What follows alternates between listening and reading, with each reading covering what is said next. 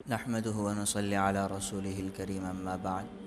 عن ابن عباس رضي الله تعالى عنهما قال: سمعت النبي صلى الله عليه وسلم يقول: لو كان لابن آدم واديان من مال لابتغى ثالثا ولا يملأ جوف ابن آدم إلا التراب ويتوب الله على من تاب، أو كما قال عليه الصلاة والسلام. حضرت عبداللہ بن عباس رضی اللہ تعالی عنہ نقل فرماتے ہیں کہ میں نے آپ صلی اللہ علیہ وسلم سے یہ سنا کہ اگر ابن آدم کو دو وادی اصل میں اس جگہ کو کہا جاتا ہے جو پہاڑوں کے بیچ میں گھری ہوئی جو جگہ ہوتی ہے، چار طرف پہاڑ ہوں اور جو بیچ میں جگہ ہو جو کہ اچھا خاصا بڑا علاقہ ہوتا ہے، اگر ابن آدم کو اس طرح کے دو علاقے مال و دولت سے بھر کر دے دیے جائیں، بعض روایت میں لفظ استعمال ہوئے سونے سے بھر کر دے دیے جائیں، پوری وادی اوپر تک پہاڑ کے سرے تک سونے سے بھر دی جائے تو اس کا پیٹ پھر بھی نہیں بھرے گا. یہ دو جمع کرنے کے بعد تیسری کی کوشش شروع کر دے گا، یہاں تک کہ یہ قبر میں چلا جائے تو جو قبر کی مٹی ہے وہ اس کا پیٹ بھر سکتی ہے. وَلَا يَمْلَأُ جَوْفَ ابن آدم، ابن آدم کا پیٹ بھر ہی نہیں سکتا سوائے مٹی سے.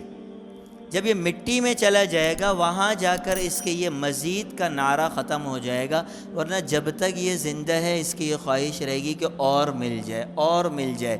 اور اللہ رب العزت جو شخص توبہ تائب ہوتا ہے، ماضی میں اس سے جو غلطیاں ہوئیں اللہ اس کو معاف کر دیتے ہیں. تو اس دنیا میں ہم نے اب تک یہ دستور دیکھا ہے کہ ہم انسان زیادہ سے زیادہ کی کوشش میں لگے رہتے ہیں اور اپنی دنیا کے جتنے بھی سکون کے راستے ہیں وہ ہم نے اسی مال و دولت میں تلاش کر رکھے ہیں. ہمیں جتنا بھی سکون مل جائے، ہمارا تصور یہ ہے کہ مال جتنا زیادہ آئے گا اتنا ہمارا سکون بڑھ جائے گا. آج چھوٹے گھر میں ہیں اس لیے سکون نہیں ہے، بڑے بنگلے میں چلے جائیں گے تو سکون مل جائے گا.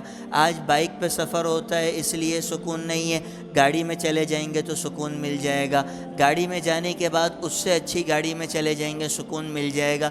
اور اسی کے اندر انسان اس دنیا سے چلا جاتا ہے، سکون نہیں ملتا. جبکہ حقیقت یہ ہے کہ سکون کا تعلق دل کے ساتھ ہے اور دل کا تعلق اللہ کے ساتھ ہے. سکون کا تعلق جسم کے ساتھ نہیں ہے.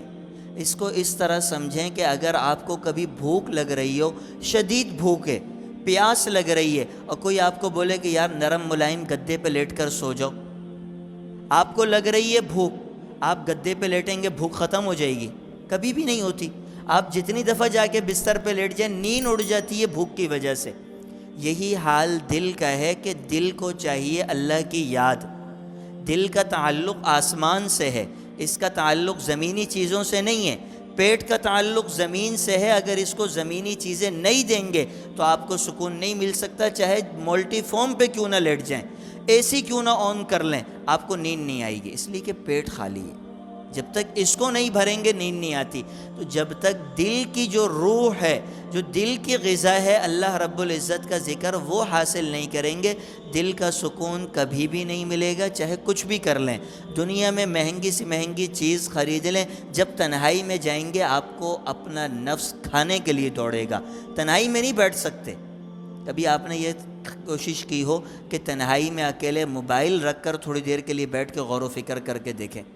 تنہائی میں دل نہیں لگے گا. یا تو موبائل ہاتھ میں ہوگا، یا دوست کے محفل ہوگی، یا کوئی شور شرابے کی جگہ ہو، وہاں تو بیٹھ سکتے ہیں.